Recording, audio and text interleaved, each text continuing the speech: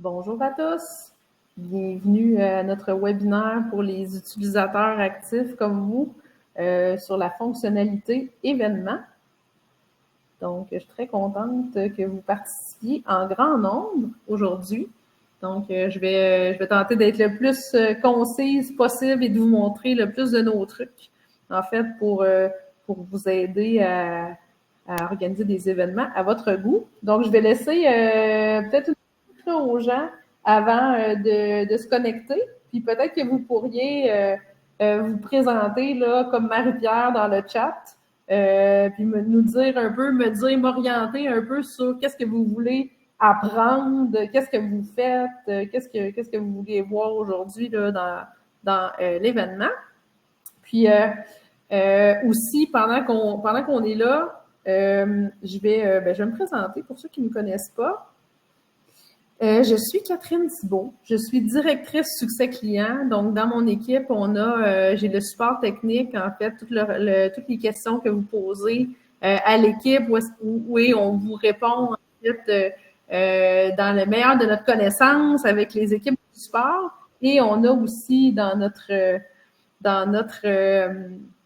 mon équipe, il y a aussi les Customer Success Managers, donc l'équipe dont je fais partie, d'agents qui vous aident, les experts qui vous aident à conseiller, en fait, à comprendre vos enjeux, puis à vous donner les meilleurs trucs ou les meilleures ressources, en fait, chez Yapla. Puis les webinaires, c'est un petit peu ça le but. En fait, c'est de réunir plein de monde, en fait, au même endroit pour partager tous nos trucs, pour pouvoir en parler à un maximum de personnes possible. À la fin du webinaire, je vais vous faire 2 annonces, en fait. On a un autre webinaire qui est en lien avec l'événementiel et qui sera sur le congrès spécifiquement. Dans le fond, le congrès qui a été mis en ligne l'an dernier, qui est disponible au forfait premium. Et aussi, je vais vous inviter, dans le fond, à signifier votre intérêt pour essayer la nouvelle application mobile pour scanner les billets d'événements. Donc, je vous en parle à la fin, mais restez jusqu'à la fin si vous êtes intéressé par ça, parce que je vais pouvoir vous en parler. Donc, exceptionnellement, aujourd'hui, je suis pas accompagnée de mon collègue, en fait, dans le chat. Donc, merci beaucoup de vous présenter. Là, c'est super intéressant. Je vais vous lire après. Donc, oui, l'application est disponible, est en bêta testing, est disponible dès à présent. Donc, je vais vous donner la marche à suivre pour me contacter, pour m'en parler. Donc, ce que je disais, je vais prendre 15 minutes à la fin au moins, dans le fond, pour répondre à vos questions. Mais s'il vous plaît, écrivez pas vos questions dans le chat, écrivez-les dans l'onglet questions. Ça va être un peu plus structuré, puis on va pouvoir y aller comme ça. Donc, je commence déjà. Je vois que vous êtes quand même, je vous connais, il y en a plein de monde là, que je connais déjà. Puis vous êtes pas mal des power users de Yapla. Donc, je vais quand même faire un survol, même pour ceux qui connaissent les fonctions de base. On ne sait jamais, vous allez peut-être en apprendre un petit peu plus. Puis après ça, j'irai un petit peu plus loin dans le détail. Donc, je verrai plus le chat jusqu'à présent, mais vous pouvez écrire dans l'onglet questions. Donc, je vous expliquer comment marcher Livestorm, ça, tout est beau. Donc, aujourd'hui, c'est ça. Je vais faire le survol des fonctionnalités liées aux événements. Je vais vous montrer comment bien organiser vos tarifs puis vos formulaires d'inscription pour arriver à vos fins. En fait, je vais vous donner mes trucs aussi pour bien communiquer dans la page d'événements. En fait, comment on peut mettre les informations, quelles informations qu'on peut mettre, puis comment s'y retrouver un peu là-dedans. Puis, le gros travail souvent qu'on a à faire, parce qu'il y a beaucoup de fonctionnalités là-dedans, c'est des communications automatisées. Il y a tellement de potentiel, dans le fond, par rapport à notre outil, que des fois, on a de la misère à s'y retrouver. Donc, je vais vous montrer un petit peu comment ça fonctionne. Puis, à la fin, aussi, le rapport, là, si je me rends là, je vais pouvoir vous aider un petit peu avec le rapport. Donc, allons-y. Je pense que je vais sortir de ma présentation, pour vous montrer le survol des fonctionnalités. Donc, Yapla, dès les fonctions gratuites, donc, je vous montre le site Internet. Donc, vous, la plupart des gens qui participent et qui vont regarder le webinaire, c'est des gens qui utilisent l'offre en un, que ce soit essentiel plus ou premium, là, dépendamment de vos besoins. Mais déjà, dès le forfait gratuit, dans le fond, on a la base de la fonctionnalité, dans le fond, qui est là pour nos utilisateurs, c'est-à-dire on a une page d'inscription, la possibilité d'avoir des formulaires personnalisables, d'avoir des méthodes de paiement flexibles et sécurisées. Donc, dès l'ouverture de votre compte, vous avez un processeur de paiement, Yapla Paiement qui est disponible. Au forfait gratuit aussi, c'est nouveau, vous pouvez avoir accès à avoir de vos participants aux événements qui payent par chèque ou virement Interact quand vous mettez les informations de votre virement. On peut organiser des événements à bénéfice ou avoir une certaine portion de notre événement ou notre activité qui est admissible pour un reçu de don. Donc, ça, je vais aller vous montrer ça tantôt dans la page tarifs. Et évidemment, dès les premières fonctions de base, c'est vraiment les communications automatiques. On envoie les billets d'événement, on envoie les factures, on confirme, on envoie des rappels, des remerciements. Donc, ça vient aussi de base avec les événements, tout forfait confondu. Donc, je suis dans Yapla ici, ça c'est mon compte démo. J'ai plusieurs événements d'organiser, dont ici dans mes dernières activités, j'en ai 2 là, qui s'en viennent vraiment rapidement, que je vais vous montrer. Donc, on a 2 façons, en fait, de travailler sur les événements. En fait, 2 façons d'afficher votre événement. Dès le forfait gratuit, vous avez ça ici. Donc, c'est une page, nous, on appelle ça une monopage. Donc, c'est une page qui est auto-générée par Yapla. Il n'y a pas de menu. On peut créer ça en moins de 5 minutes en ouvrant son compte.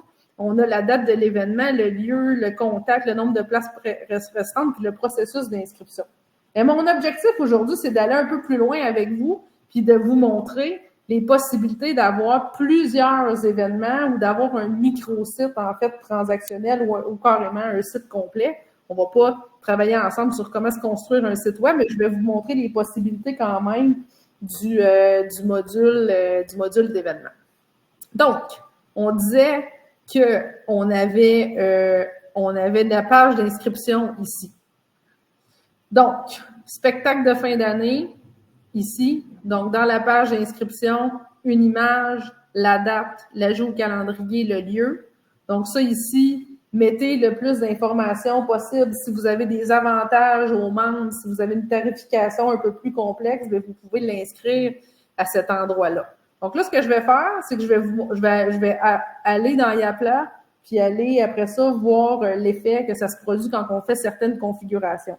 D'ailleurs, je vous le conseille, en fait, de le faire aussi. Si vous avez un compte Yapla, vous avez le droit là, de vous faire un événement de test, puis aller essayer toutes les fonctionnalités que je vais vous montrer aujourd'hui. Je ne pourrais pas, malheureusement, passer à travers toutes les fonctionnalités parce qu'il y en a tellement. Les options qu'il y a dans un événement, c'est tellement vaste qu'on a comme 1 millier de recettes qu'on peut faire avec l'événementiel. Fait que c'est sûr que je ne vais pas couvrir tous les besoins aujourd'hui. Mais je vais vous montrer ça. Donc, dans mon spectacle de fin d'année, ici, on peut gérer notre événement. Donc, ça nous amène dans l'application événement directement où est-ce que j'ai mon événement. J'ai ma liste d'inscrits. Je vais vous montrer à la fin, dans le fond, mes petits trucs par rapport à ça ici, les rapports personnalisés, comment filtrer par type de tarif, par option, tout ça. Donc, on y reviendra à la fin. Ici, pour ceux qui ont des sites web, là, ça, c'est très important. Pour ceux qui ont un site web qui a été fait soit par notre équipe, soit par vous, dans le fond, n'utilisez pas cette carte-là ici. Ça, c'est pour les forfaits gratuits. Allez dans votre site web, cherchez votre événement plutôt que dans Yapla, dans la petite page autogénérée. Donc, la configuration ici. Fait que là, il y a deux façons, en fait. Il y a 2 endroits où est-ce qu'il peut y avoir des configurations à accomplir pour votre événement. Donc, ici, ma mosaïque d'événements. J'ai toutes les informations à l'intérieur qui sont modifiables directement dans votre événement spectacle de fin d'année. Par contre, on a aussi des options qui sont disponibles directement dans le module. Fait que pour ceux, par exemple, qui sont des utilisateurs de la première heure de Yapla, où vous êtes arrivé dans votre organisation puis c'était déjà configuré. Des fois, c'est une bonne façon de faire que d'aller voir dans la page de vos événements. Habituellement, ça s'appelle mes événements, nos activités. Vous allez la trouver, dans le fond, facilement dans votre site Internet. Et d'aller voir comment c'est configuré votre espace événement, parce que oui, c'est le module espace événement qui affiche une mosaïque d'événements ou un événement unique. Donc là, je vais vous montrer comment ça peut fonctionner. Donc déjà, cliquez dedans pour voir un peu comment ça marche. Donc là, ici, on voit, OK, c'est visible à partir de tout le monde, c'est l'espace événement. J'ai choisi le mode mosaïque, mais vous savez que vous pourriez avoir aussi un événement unique. Si vous voulez vous faire un événement de test caché, utilisez le module espace événement avec un seul événement unique. Puis là, vous allez chercher votre événement, en fait, dedans que vous voulez afficher. Donc ça, c'est possible de faire ça. Donc là, moi, je vais remettre ça en mosaïque. Après ça, c'est commun à toute la liste de vos événements. Après ça, vous pouvez dire, bon, ben moi, je veux ça en 3 colonnes, non, je veux ça en 4 colonnes ou 6 colonnes. Donc, vous avez plusieurs choix là-dedans. Et le résumé. Donc ici, quand vous arrivez sur votre page détail, là, j'ai mon résumé à droite. Mais vous pourriez aussi essayer le résumé au centre. En fait, c'est ça que je vous expliquais quand vous pouvez faire des tests. Donc là, je choisis le résumé au centre. Ah, ça se passe en haut. On a quelques choix, on a 4-5 choix, vous pouvez jouer un peu avec. Donc, je vais le remettre résumé à droite parce que moi, c'est mon préféré. Donc, résumé à droite. Et là, il y a des choses que vous pouvez afficher ou non dans la page détail. Fait que là, on voit que la personne qui a créé mon site démo, il a choisi volontairement de ne pas afficher les informations de contact de l'événement, puis pas afficher la courte description de l'événement, mais ça, c'est vous qui décidez comment ça marche. Puis si vous aimez ça, le bouton de calendrier, pour ceux qui sont là depuis longtemps chez Yapla, ça se peut que vous ne l'ayez pas, vous. Il faut juste aller dans votre module pour aller cliquer ici, afficher le bouton de calendrier. Par défaut, si vous étiez des anciens comptes depuis plus d'1 an, vous ne l'avez pas de cocher par défaut. Donc, allez-y si jamais ça vous intéresse d'avoir un rendez-vous de calendrier directement dans votre page. Et finalement, dans une activité, on a la possibilité, en fait, de filtrer par catégorie. Par exemple, si vous avez 1 ou 2 événements par année, vous pourriez dire, bon, ben parfait, je veux tout sur la même page, comme c'est le cas de mon association ici. Les autres, ils ont comme 5 événements présentement qui roulent. C'est pas assez d'événements pour, mettons, avoir besoin d'avoir 2 pages, une page pour les événements A, puis une page pour les événements B, en fait. Donc là, on en fait une, puis on met tous les événements qui sont publiés dedans. Par contre, j'ai des clients, dans le fond, chez Yapla, qui ont des centaines d'événements, par exemple, des événements de formation en ligne ou des événements dans des régions différentes. Donc là, vous pouvez utiliser la catégorisation pour faire plusieurs pages d'événements, mais avec juste les événements que vous choisissez dedans. Donc là, je vais vous montrer rapidement. Ici, là, justement, moi, c'est utiliser mes événements ici. J'ai juste les événements qui ont la catégorie événements principaux parce que si je choisis tous les événements, là, vous allez avoir tous nos tests, en fait, dedans. Des événements publiés, il y en a plein. Là, nous autres, on a choisi de prendre juste ceux dont c'était écrit événements principaux. Donc ça vous donne des idées. Si, mettons, vous voyez, vous avez plein d'événements, vous voulez structurer ça, dans le fond, afficher ça par catégorie, c'est super complet. On a 3 niveaux de filtrage. Donc, si vous avez des questions, vous pouvez toujours nous contacter là, si vous avez besoin de conseils. Vous pouvez créer une page d'événements passés. Hein? Fait que vous comprenez qu'ici, j'ai dit à ma page que je voulais juste ceux qui étaient en cours, c'est-à-dire aujourd'hui et à venir, mais vous pouvez faire le contraire. Puis vous pouvez dire, je vais prendre juste les événements passés, puis vous faites une belle page avec toute votre historique. Dans le fond, des fois, ça vous donne aussi de la bonne donnée pour les futurs membres ou les futures personnes, en fait, qui veulent en savoir plus sur votre association. Donc, ça ressemble pas mal ça, en gros, sur le module espace événement. Normalement, on le configure une fois selon nos besoins. Si jamais vos besoins changent, bien, c'est à ce moment-là que vous pourrez le réévaluer, mais ça va se déployer dans tout votre événement. En passant, pour ceux qui n'en ont pas, en fait, encore d'espace événement, sachez que dans l'aide en ligne, on a créé une page, dans le fond, un article qui vous explique un peu comment faire de A à Z. Donc, les articles ici qui ont dans le titre guide avec des crochets comme ça, sont très intéressants. En fait, vous pouvez chercher guide là ici dans le moteur de recherche, puis j'en ai un, dans le fond, qui expliquait exactement, dans le fond, comment accomplir tout ça. Donc, n'hésitez pas à aller voir tout ça dans l'aide en ligne. OK, on poursuit. Donc, au niveau de l'événement. Donc là, dans la première page ici, bien là, vous avez votre description de base. Fait que là, c'est assez évident, là. Dans le fond, vous avez le titre de votre événement, la date. Là, on voit ici dans mon événement, je vais sortir du site Internet, j'en ai plus besoin. Donc, dans mon événement ici du spectacle de fin d'année. Mais là, on voit que c'est écrit le 22 juin 2024, il n'y a pas d'heure. Donc là, c'est parce que c'est coché, mon événement est sur une seule journée.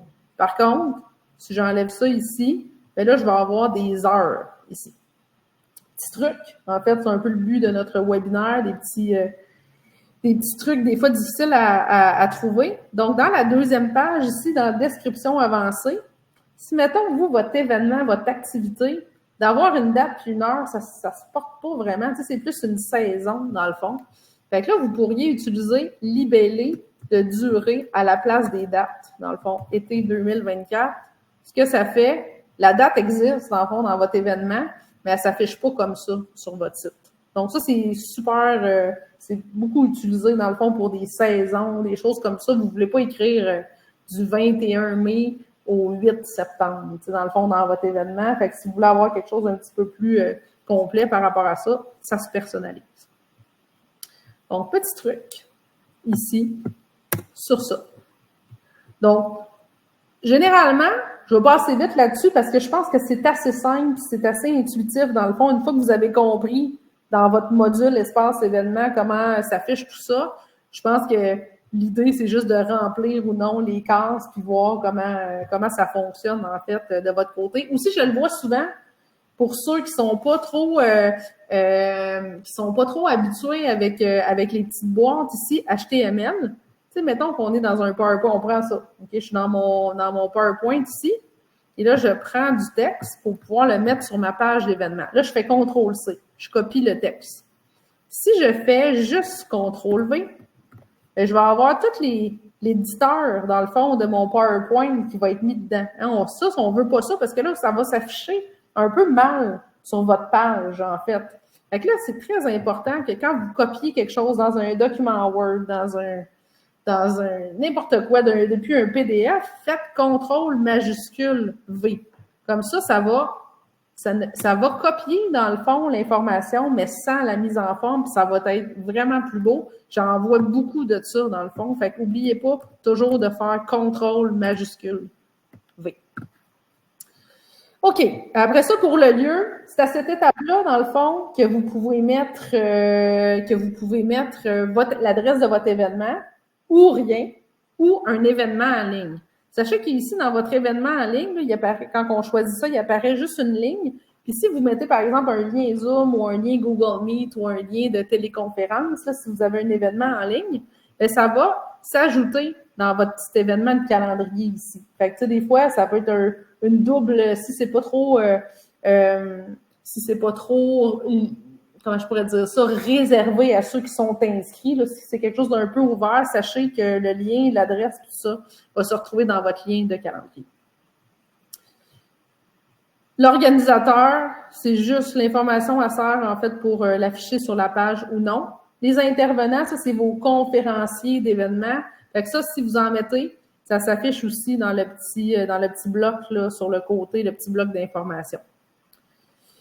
Donc, le processus. Donc, c'est le petit bout, dans le fond, où est-ce que je veux vous montrer pas mal de nos trucs, dans le fond, nos conseils par rapport à ça.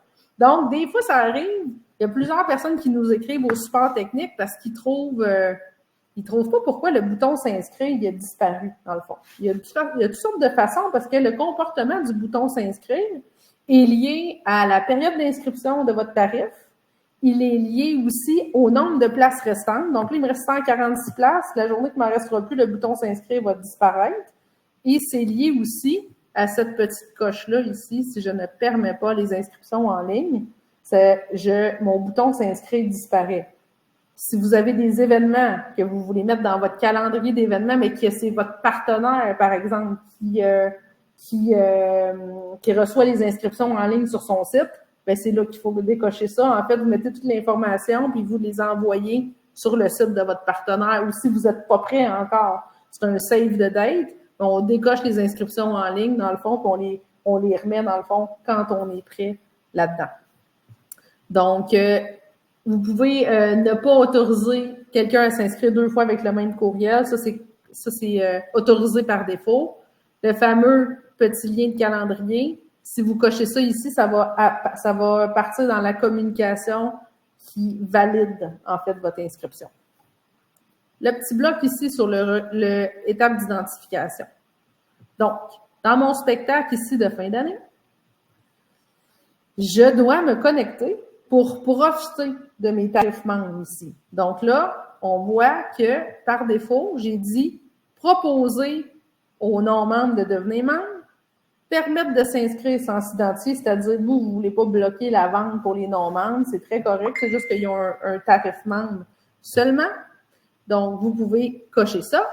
Et aussi, on a la possibilité de permettre aux gens de modifier son inscription dans son espace membre. Donc, on pourrait ne pas permettre ça en décochant ici.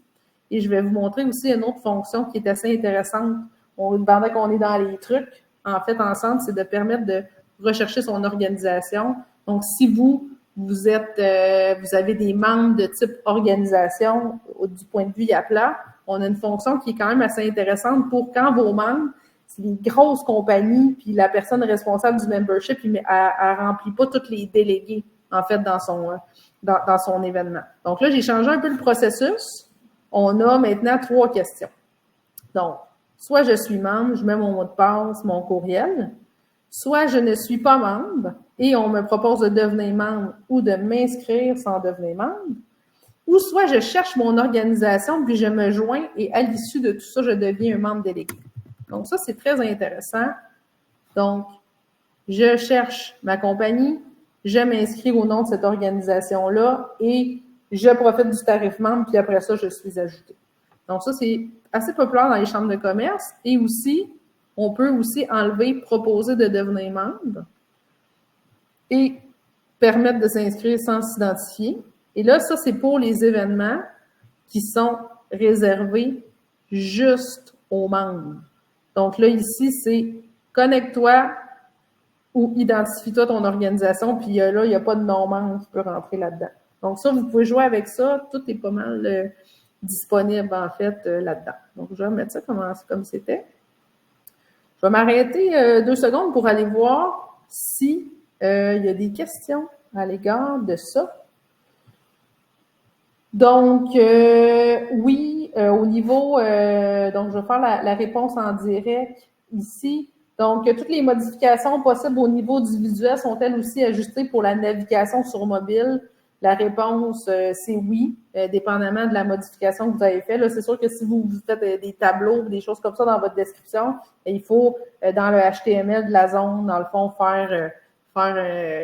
penser au responsive, en fait, sur mobile. Mais normalement, là, de base, si vous mettez du texte là, comme il faut dans les champs, tout va bien se mettre à jour sur mobile.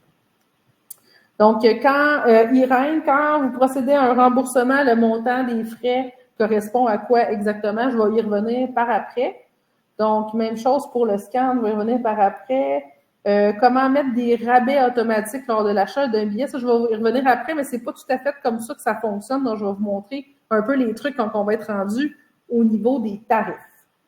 Donc, rapidement, je finis le processus. Donc là, voyez-vous, dans mon événement ici, on a, je vais répondre tout de suite ici. Donc, oui, vous allez recevoir l'information, le replay, en fait, là, qui appelle de ce webinaire-là, quelques minutes après la rencontre. Dans le fond, vous allez pouvoir le réécouter ou le partager à d'autres personnes.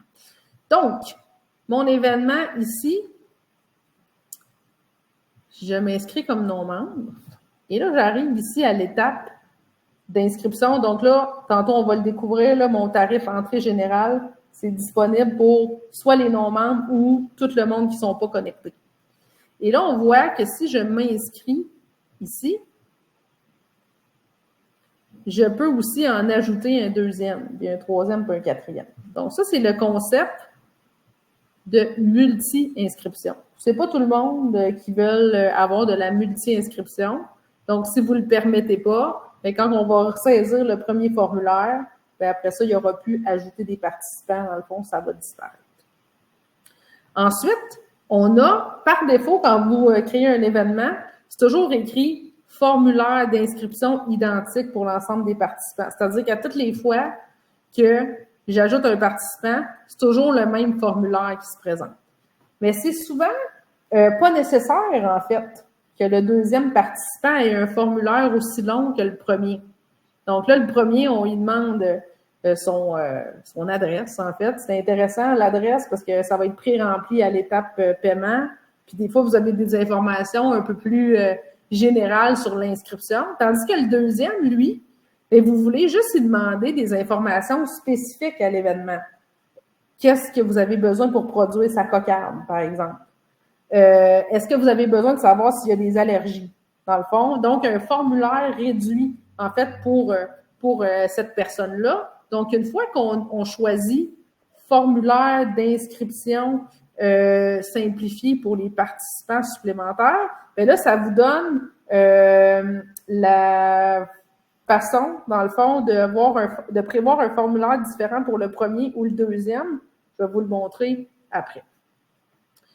Ici, c'est des fonctions super avancées. Dans le fond, pour ceux qui voudraient en savoir plus, là, quand vous avez des membres et des événements, là, le comportement de la multi-inscription, contactez-moi. Là, je ne vais pas rentrer là-dedans aujourd'hui, ne sachant pas vraiment si vous en avez besoin. Conditions, ça à la fin, quand je passe à la caisse ici, c'est là que vous pouvez mettre les termes de paiement, dans le fond. Donc, si vous ne remboursez pas après telle date, si vous avez une politique, dans le fond, de remboursement X, c'est à cette étape-là, dans le fond, que ça fonctionne. Donc, oui, je vais vous montrer ça, le responsable d'inscription, très bonne idée. À cette étape-là, c'est très important.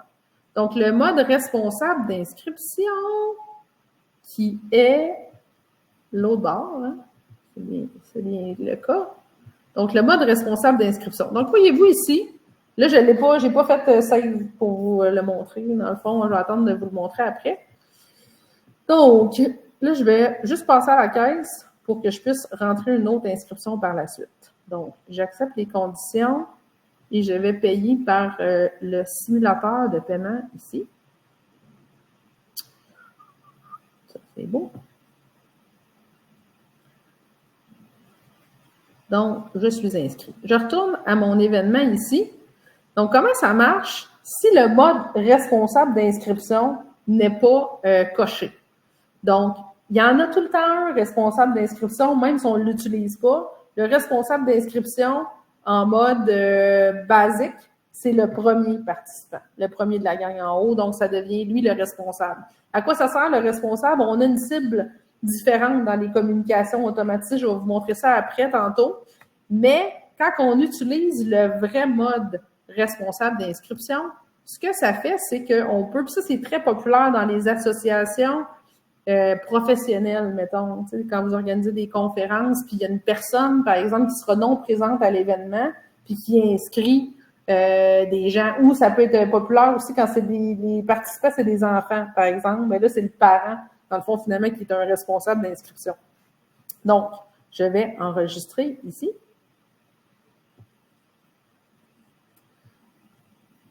Donc, je suis dans mon spectacle de fin d'année.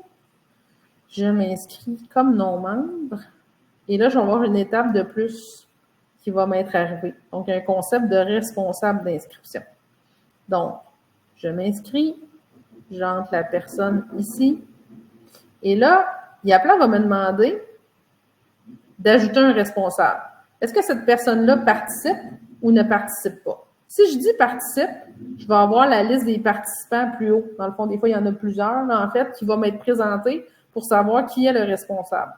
Mais si je ne suis pas, je participe pas à l'événement, on va me demander de répondre à remplir un autre formulaire, dans le fond, pour le responsable. Donc là, vous allez avoir deux personnes.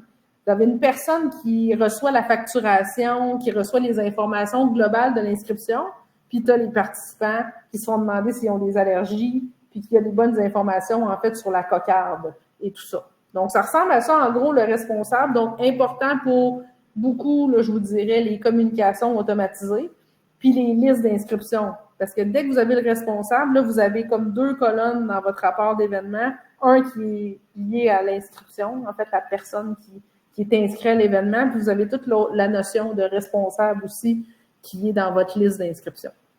J'espère que ça a bien répondu à la question. C'est largement documenté. Donc, dans l'aide en ligne, donc vous pourrez aussi aller vous référer juste en tapant responsable d'inscription. Là, vous allez avoir tout ce qu'il vous faut pour ça.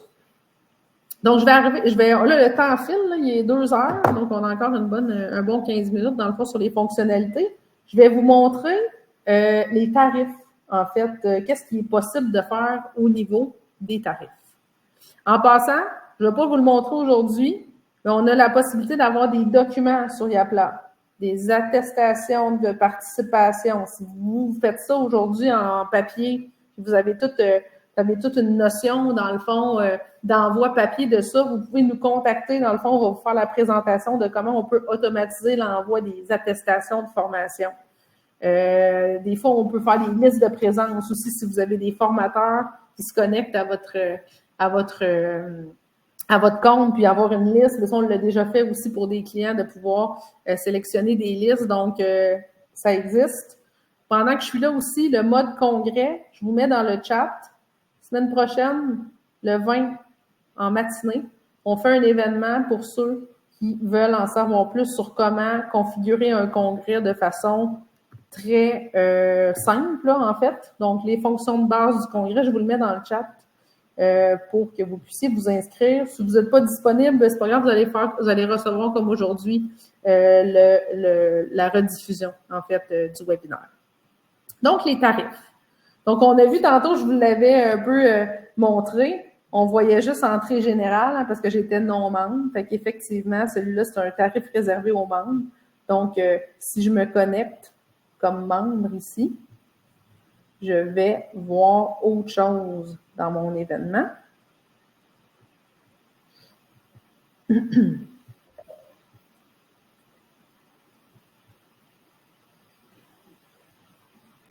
Donc, je retourne ici. Donc là, je suis pré-connectée et on ne me présente pas l'étape d'identification, bien sûr.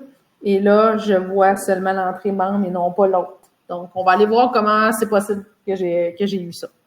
D'ailleurs, je vais juste enlever le processus de responsable pour simplifier un peu les choses. OK, parfait. On enlève ça.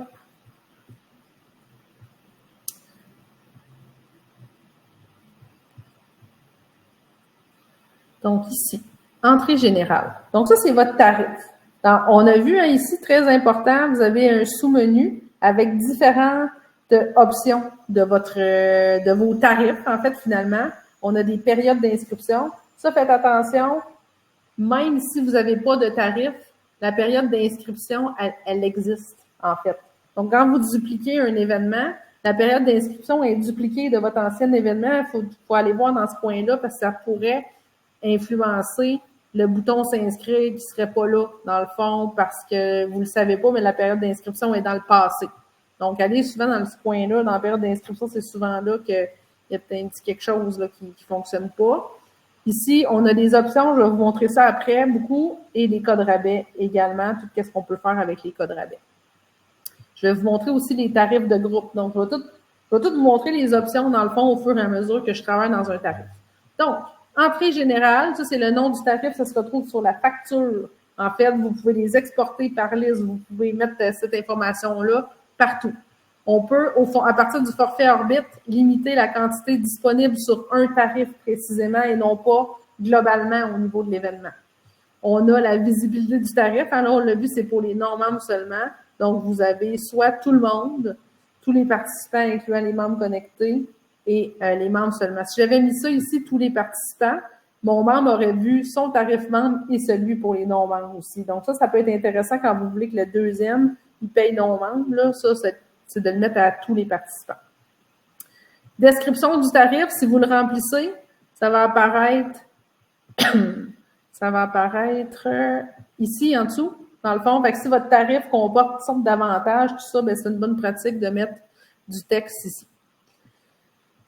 Les périodes. Mais là, vous avez compris que là, on a 3 périodes, dans le fond. Quand les gens s'inscrivent au mois de juin, au début de juin, à la mi-juin, puis à la journée de l'événement, là, il y a des prix différents, dans le fond, qui s'affichent. Donc, s'il y a des fois, vous pourriez peut-être pas utiliser la période, vous la décochez. Dans le fond, mais c'est un peu ça le principe d'avoir des périodes.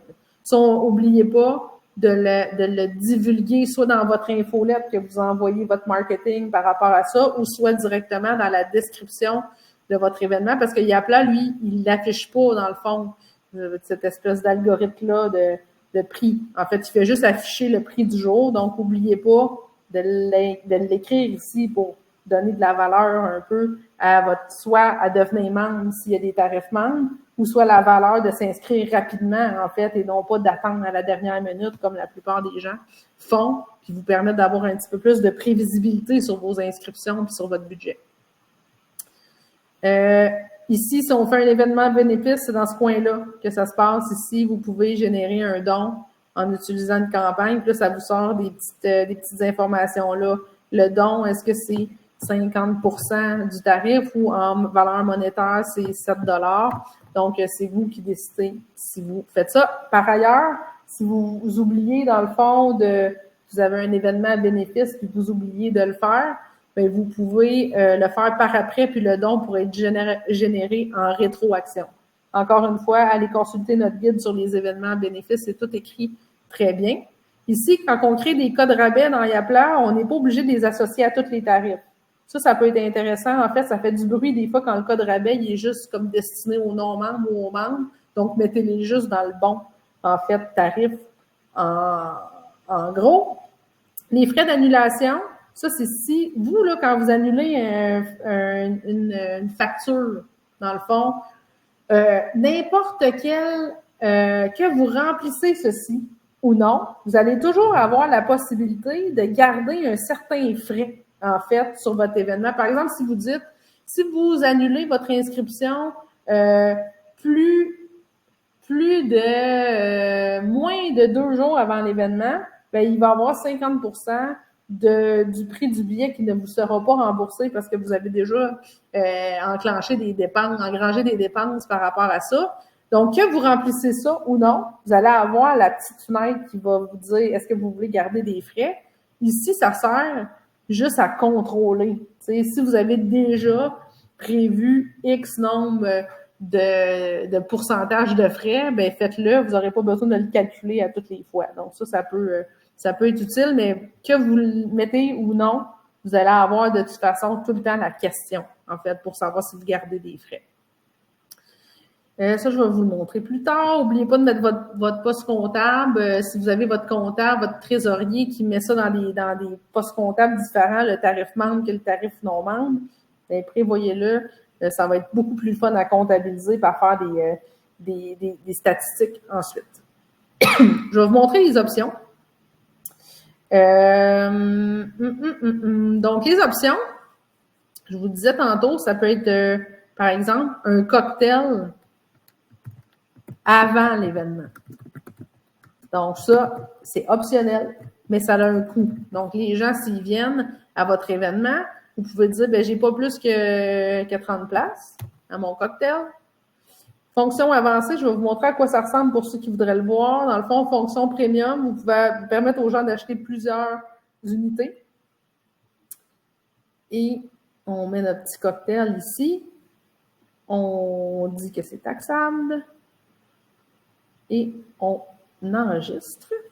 Donc là, j'ai commencé par créer mon option, mais là, j'ai fait le travail à moitié, en fait, là-dedans. Donc, si je retourne dans mon tarif ici, entrée générale, je vais avoir des options qui seront disponibles et c'est à cet endroit-là que je vais devoir les activer dans chacun de mes tarifs parce que ça se peut que le prix diffère. On a fait ça pour que vous ayez énormément de souplesse, en fait, sur le prix que ça coûte à une option, est-ce que c'est disponible pour un tarif ou non. Donc là, il y a énormément de possibilités là-dedans. Donc, par exemple, mon cocktail est 15 et il n'est pas obligatoire. Donc, si j'enregistre ça, j'ai mis ça dans mon entrée générale qui est disponible aux non-membres. Donc, je m'inscris. Je vais vous montrer à quoi ça ressemble. Donc, je vais me déconnecter.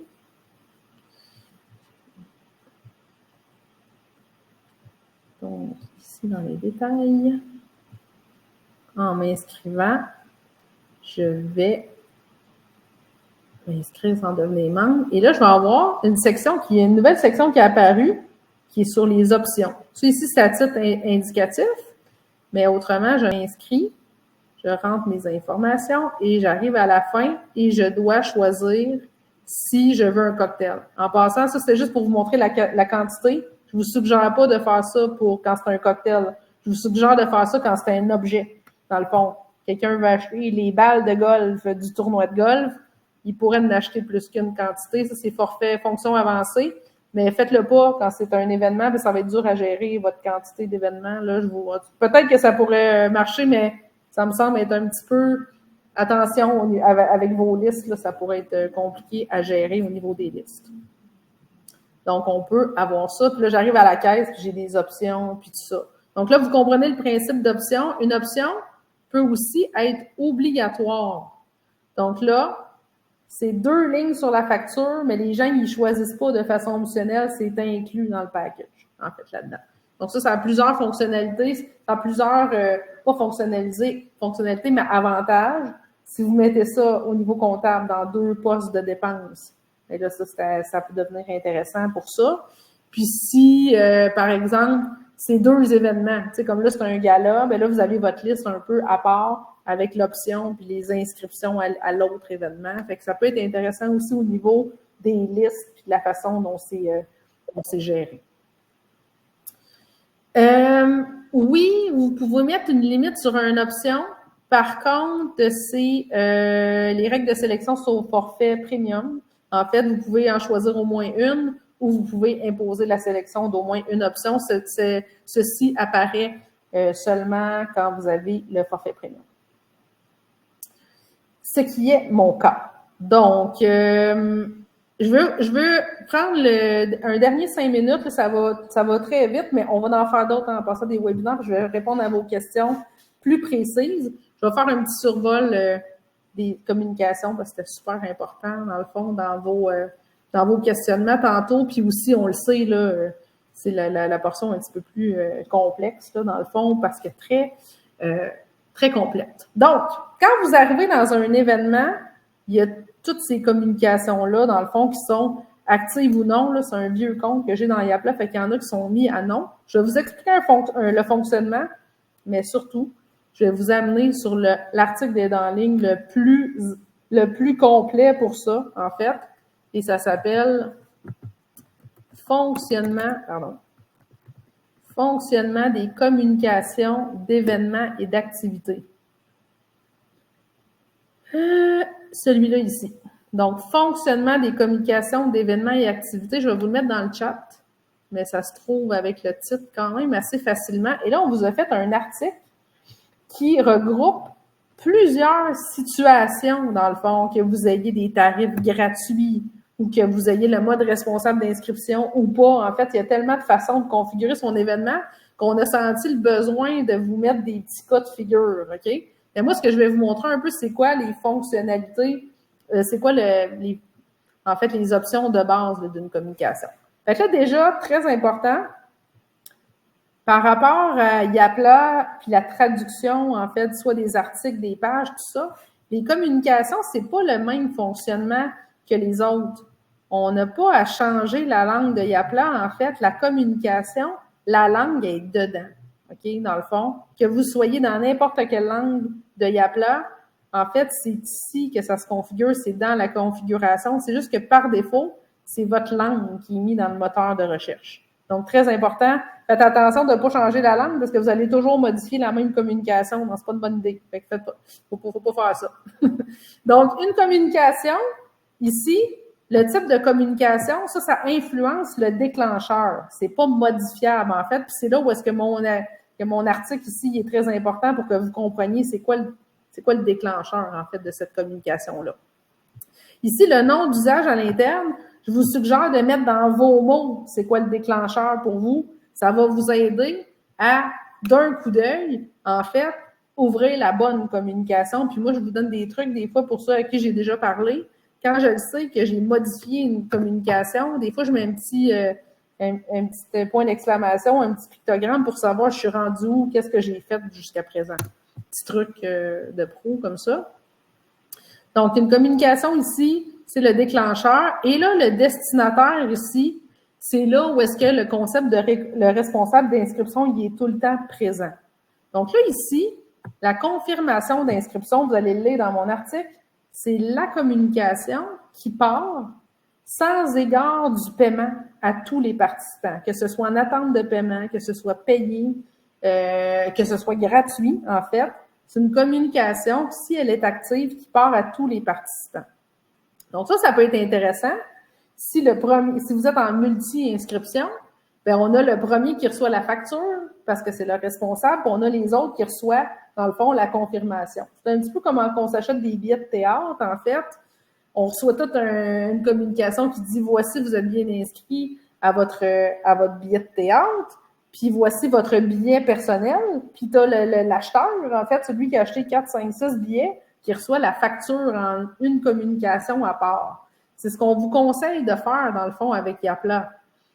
D'envoyer une communication de confirmation aux participants, puis si le responsable est participant aussi, bien, il va recevoir 2 communications, lui. Une avec la facture, puis une avec son propre billet, en fait, ou sa propre confirmation, là, si vous ne mettez pas des billets. Puis c'est à cette étape-là que vous pouvez mettre le billet électronique, si vous l'avez activé dans votre compte à la tuile billet, en fait.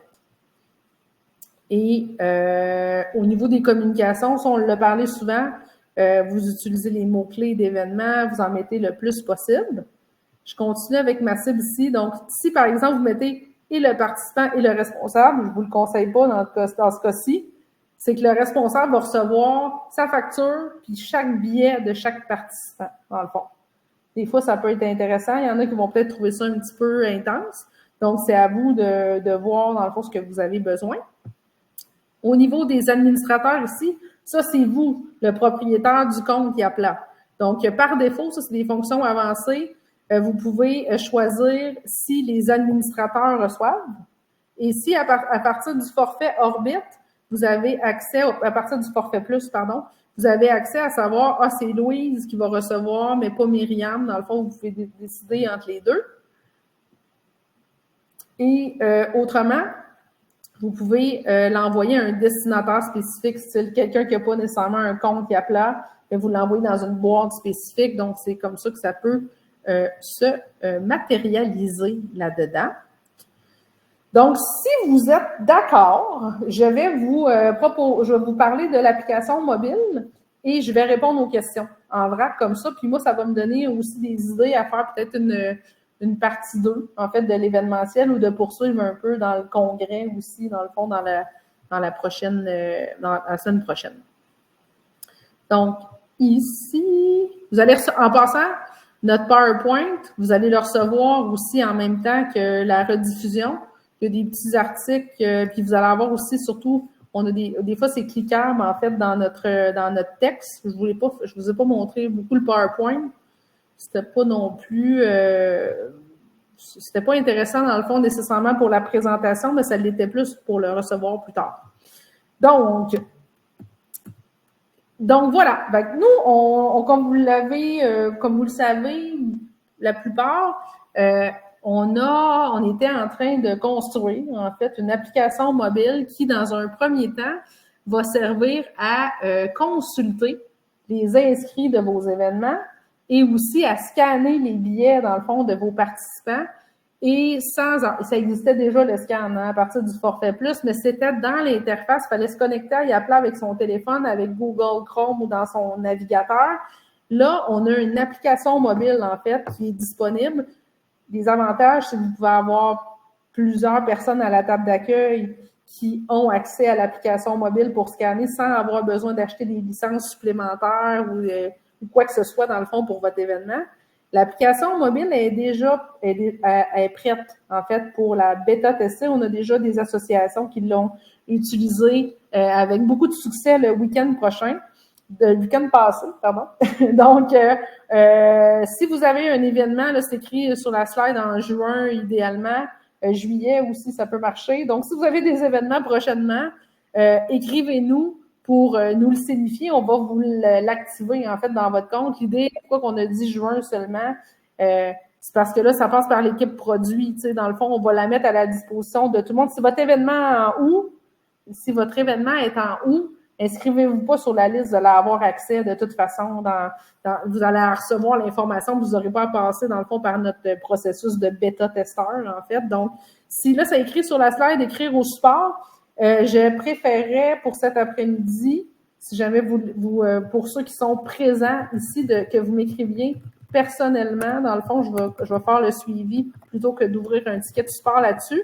Pour ceux qui nous écoutent en différé, vous pourrez l'envoyer dans le support sans problème.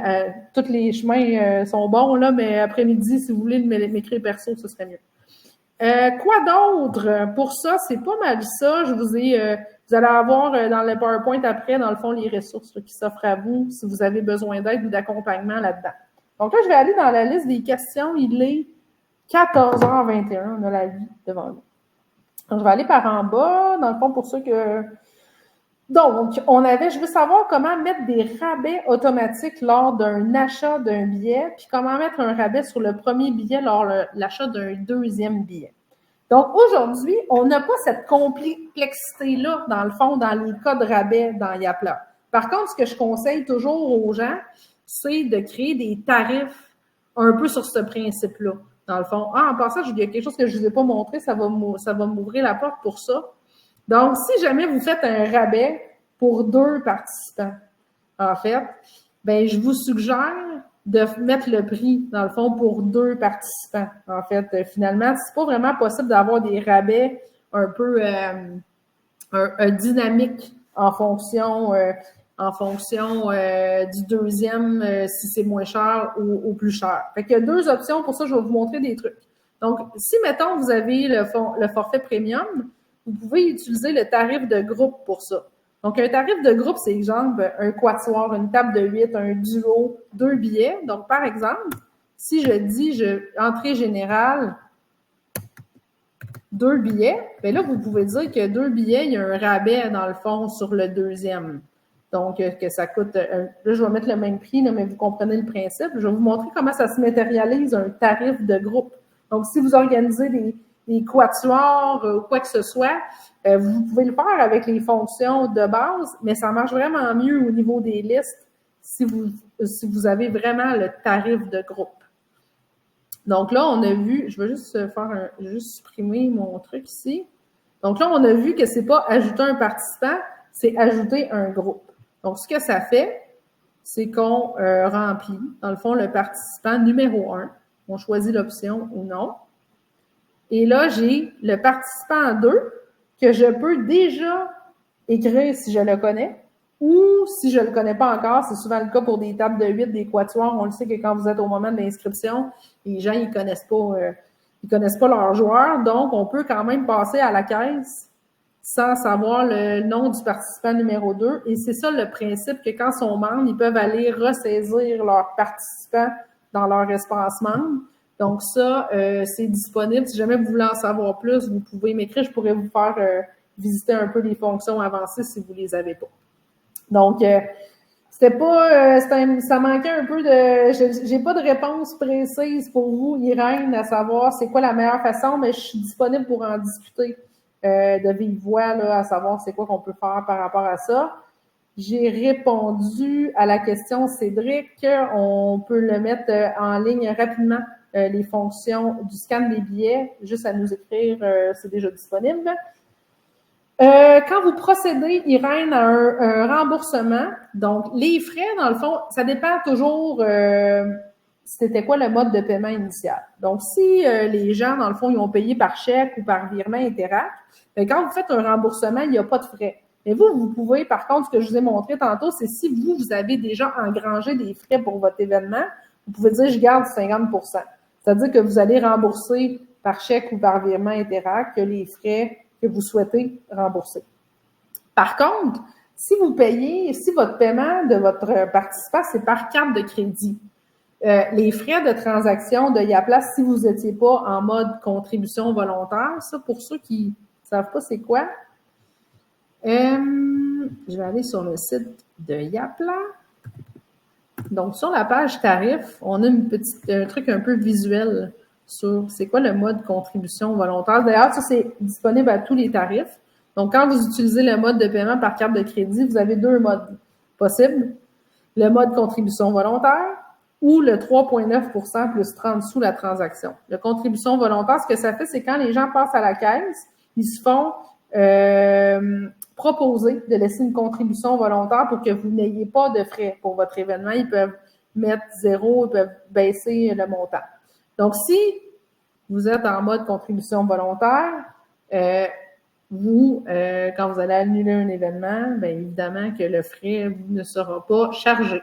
Par contre, quand il y a une annulation d'événement, vous êtes en mode commission, nous, dans le fond, on paie cette commission-là. Dans le fond, elle ne nous est pas remboursée par le processeur de paiement. Donc, c'est la même chose de votre côté. Quand vous faites procéder à une annulation, le frais de transaction, lui, ne vous est pas remboursé. Vous allez toujours l'avoir, l'information sur le frais que vous avez payé. Il y a une petite boîte là, qui apparaît, puis ça dit le frais de transaction, c'est 3,90. Bien, vous pouvez soit le charger au client ou soit le lire. Non, il n'y a pas de minimum à payer pour la contribution volontaire. En fait, ils peuvent mettre 0. Est-ce que... Non, Martin, il n'est pas possible de l'activer par événement seulement. C'est tout ou rien. Par contre, vous pouvez changer de régime à chaque jour, là, en fait. Je ne vous conseille pas nécessairement, là, parce qu'au niveau comptable, mais ça serait possible de le faire là, fonctionnellement, mais c'est comme global dans le compte. C'est pas par événement. Qu'est-ce qui me restait? Ah oui, est-ce que la personne inscrite comme responsable d'inscription reçoit les communications en lien avec l'inscription? Fait que oui, je vous l'avais montré.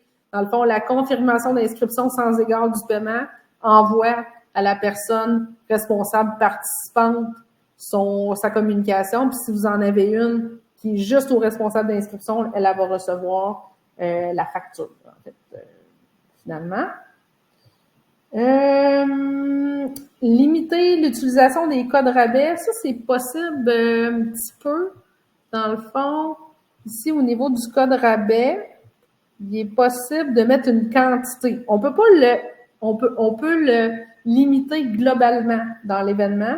On peut pas le limiter nécessairement par personne, en fait. Donc, on peut dire j'en ai 10. Fait que là, comment vous faites, c'est que vous envoyez des codes rabais différents. Dans le fond, par personne ou par partenaire. Donc là, il faut gager un peu avec ça.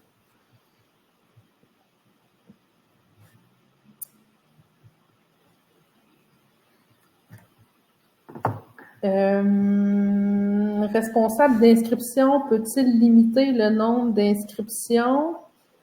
Non, c'est pas possible, en fait, de limiter le nombre d'inscriptions supplémentaires. En fait, c'est soit qu'on le permet ou non. OK.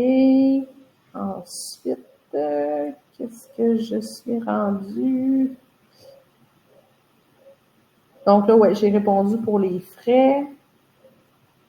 Ben, je pense que j'ai pas mal fait le tour. Si, pendant qu'il nous reste une minute, là, pour ceux qui sont encore là, mettez-moi dans le chat, en fait, s'il y a des choses que j'ai pas couvertes, puis qu'il y a vraiment une prise 2 d'événement, ce serait vraiment, vraiment, vraiment apprécié. Là, allez-y gaiement dans le chat ou dans les questions, là, peu importe. Donc, Chloé, c'est que vous êtes un client historique de Yapla et donc c'est possible que vous ayez quelque chose de différent que nos clients actuels.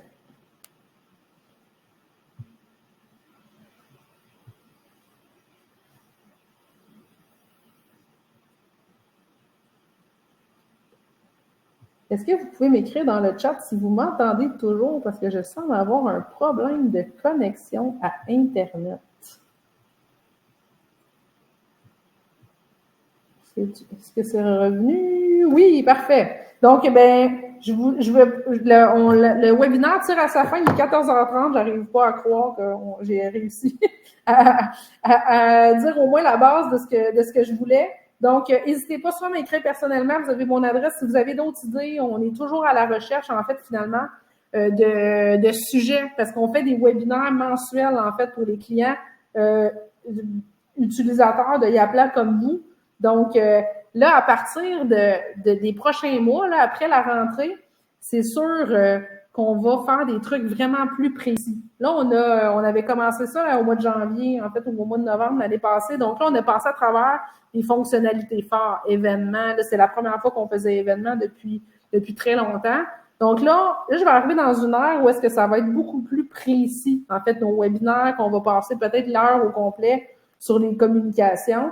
Donc, n'hésitez pas à m'envoyer un courriel avec juste une phrase dedans, puis ça va me donner des idées, en fait, pour faire tout ça. Donc, merci beaucoup encore de votre présence, puis n'hésitez pas, si jamais on peut faire quoi que ce soit pour vous aider, vous avez les ressources dans le PowerPoint que vous allez recevoir, puis pour ceux que je connais déjà, vous connaissez mon adresse. Merci beaucoup, bonne journée.